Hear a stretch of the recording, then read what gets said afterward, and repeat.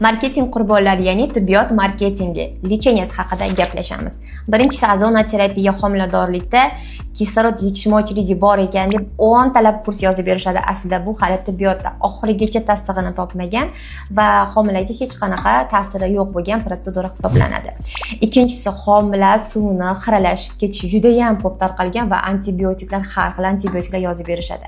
Aslida bunga licheniya yozishga ginekologning haqqi yo'q. O'zida vrachni esa homila suvi kirlangan deb yozib berishga uni ham haqqi yo'q. Homila suvini kirlanganligi faqat homila tug'ilgandan keyingina aniq bo'ladi.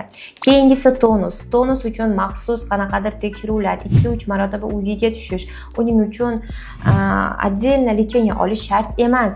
Pastelniy rejim, oddiy magniy B6 ichasiz yoki papaverin sevicha qo'yasiz, shu bilan o'tib ketadi. Bu ham bitta marketingning turi. Keyingisi esa qon ketmasa-da difaston yozib berish. Bu ham marketing, chunki progesteron yetishmovchilik bo'lsagina difaston yoziladi. Og'riq bo'ladigan bo'lsa difaston yozilmaydi. Ammo ozgina og'riq bo'lsa ham difaston ichadigan homiladorlarimiz juda ham ko'p. Aytingchi, siz qaysi marketing qurboni bo'lgansiz? Kommentariyada yozib keting.